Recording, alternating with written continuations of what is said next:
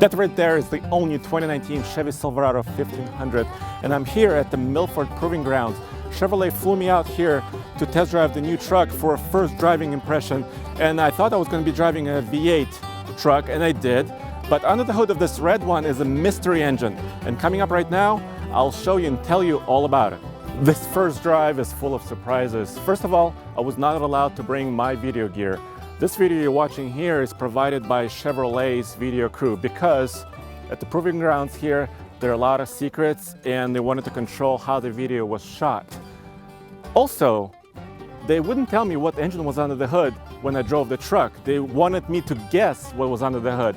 And then finally they told me it was the brand new, all new 2.7 liter 4-cylinder turbocharged engine that has made it to an 8-speed automatic transmission.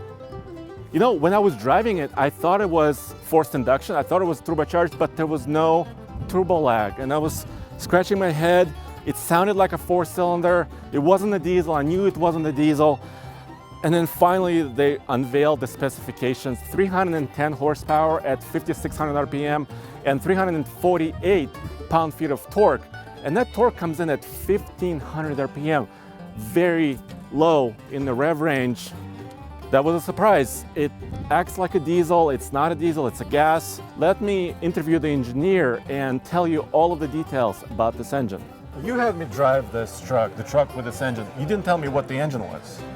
Right. And you were listening to what I was doing and my first impressions, but I kind of had three hunches. So I thought it was a 4-cylinder based on the sound. Okay. But I wasn't sure if a truck with a 4-cylinder engine made sense.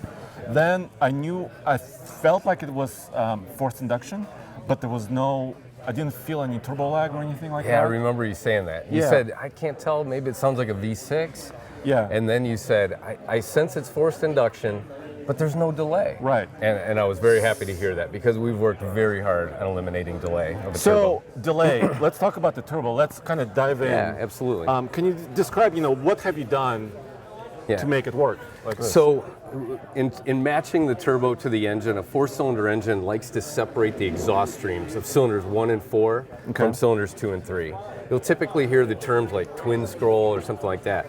We have a variant that we think is quite unique. We call it a dual volute configuration, where unlike a twin scroll, conventional twin scroll, we separate the exhaust streams from each other very efficiently all the way to the turbine wheel and introduce the two exhaust streams on opposite sides of the wheel. So we get very little interaction between those two exhaust streams, very high pressure pulsations, and that allows us to spool up the wheel extremely fast, and then also just in low speed achieve very high torque, that in conjunction with the combustion system. So we're able to achieve peak torque down as low as 1,500 RPM and a very flat, broad torque curve up to 4,000 RPM. It feels like a diesel power curve. Am I right? It is. It is very diesel-like. Okay. I assure you, it is definitely powered by gasoline. Okay. But the combustion system really allows us to get to high torque levels like a diesel. So let's go over the power numbers one more time. So what is the rating? So the peak torque is 348 foot-pounds of torque. So torque levels beyond engines twice its size. And as I mentioned, at very, very low speeds, 1,500 RPM, all the way to 4,000 RPM, and then the peak power at 5,600 RPM is 310 horsepower, SAE certified. Well, let's look. You were talking about the valve, and that's the big part of this engine, right? Yeah, one of our hallmark technologies that we're really excited about is new for General Motors. Can you see it back here? We call it our tri-power system because it has 3 different power modes of the engine. 2 of the modes are fuel economy modes, and then there's a high lift mode. You'll see the 3 different cam lobes here on a sliding cam element that is actuated by these electromechanical actuators. The pin, as you see it here, is engaged with that barrel cam, and as the engine rotates, it automatically shifts over to the next cam lobe to 3 different positions. It's very tightly controlled in a synchronous way between the exhaust and the intake to do things like deactivate half the cylinders, so cylinders 2 and 3 are able to be shut down, and then also to put all the cylinders into a low lift mode, which is a fuel economy mode that can save the customer up to 5%, and the AFM AM mode or active fuel management mode, where we deactivate cylinders, up to 24%. So when the full power is required, you step on it, what happens? Absolutely, it's seamless, and I was glad you didn't say anything at all in your observations about a potential delay. I didn't feel any changes in the engine. And that's exactly what we strive for. Okay. So it is seamless and it is extremely fast. You can imagine the engine's rotating very quickly, so as soon as that pin engages, we get a shift in milliseconds. So you would never perceive the different operating modes. It is quite continuous.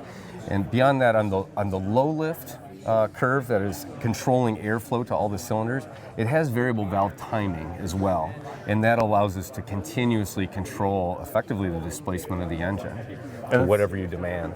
And it's mated to an 8-speed in this case. It is. It's mated to an 8-speed. It's our 8L90 transmission, and it's not just any 8L90. We have very intentionally paired up these two, including the centrifugal pendular absorber that's in the torque converter. And what that does is cancel out the second-order pulsations that you get from a 4-cylinder architecture. So that's one of the reasons you didn't notice that it was a 4-cylinder. Okay. Why 2.7? I mean, did you try other displacements like? Why not a 2-liter? I mean, or 2.5 or whatever? Yeah, that's an excellent question. In fact, the 2.7 was very much designed, as we mentioned, for this truck, not just in terms of truck usage and characteristics, but fuel economy. We have a number of technologies on it, but its size, in and of itself, is absolutely optimized for this vehicle.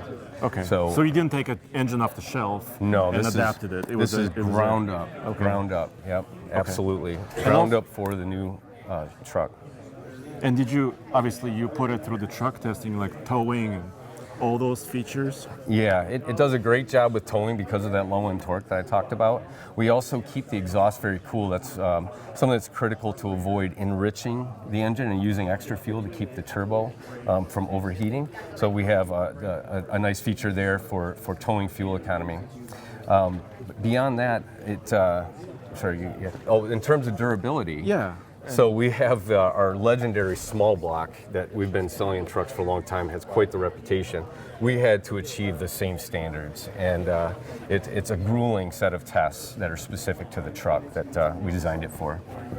Well, I wish I knew all the numbers, but I want to know payload and towing numbers. I know you guys are going to announce that later. Yeah, right? We will. We can't announce it yet, but I don't think you'll be disappointed at all. And you can imagine, because of that low end torque, it does a great job with towing and payload. And the other thing, being a light engine, it's 80 pounds lighter than the V6 of the current Silverado offering.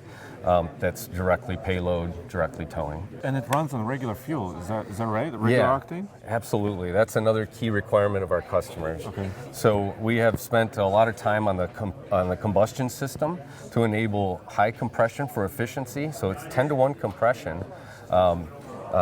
But it is able to we're able to achieve that on regular fuel without knock.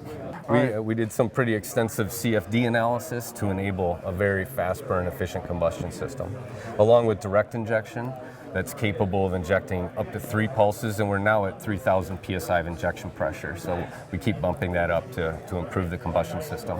This drive program is not just about the 4-cylinder turbo in a truck, it's also about this. DFM. DFM is a new technology from Chevrolet, dynamic fuel management, and it's very complicated, but on my first drive it was very seamless too.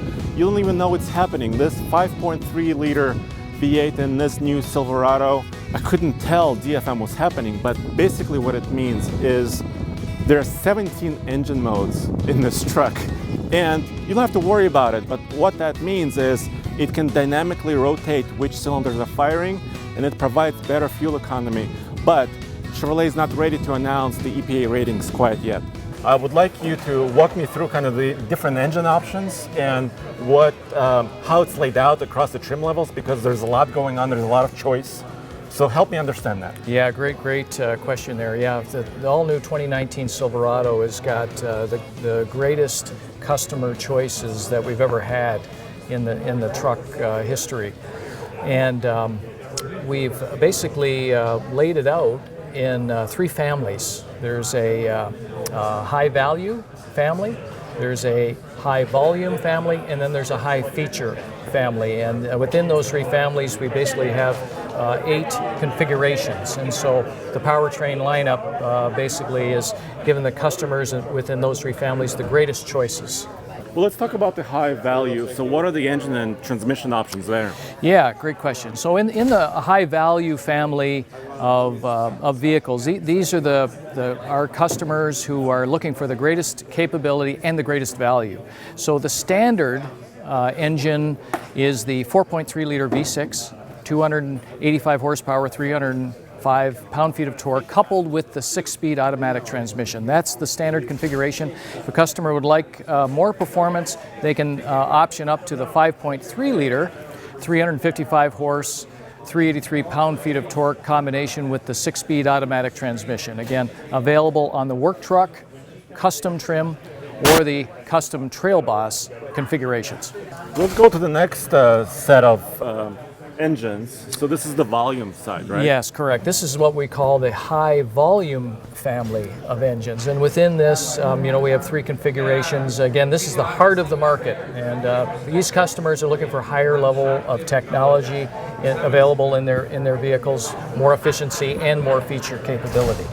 Essentially, where this lineup starts is with the all-new 2.7 liter turbo engine that is 310 horsepower, 348 pound-feet of torque. It has what we call tri-power system and active fuel management. And it's got start-stop technology, and it's coupled with our great 8-speed transmission, automatic transmission. This is the standard engine on the LT trim level in the high value and the RST in the high volume segment. Okay, so there's also the 5.3 V8 with an 8-speed, and also the diesel is going to be available. That's correct. And so the 5.3 liter, if a customer would like to move to a different engine than the 2.7 standard, then they could pick the 5.3 liter, 355 horsepower with 383 pound-feet of torque, coupled with the 8-speed automatic transmission. Mm-hmm. This one, though, has dynamic fuel management. This is a new technology. Correct. Yeah. This is a new technology where we've taken the active fuel management technology that we've had for the past 3 generations of trucks, and we are now taking it to the next level where we can control various cylinders now for even more fuel efficiency savings seamlessly and giving the customer the performance that they need when they're towing or hauling. And again, start-stop technology is also new in this application. And then also is our new 3-liter diesel with our 10-speed transmission, and coupled with start-stop technology also is an available configuration in the high-volume segment.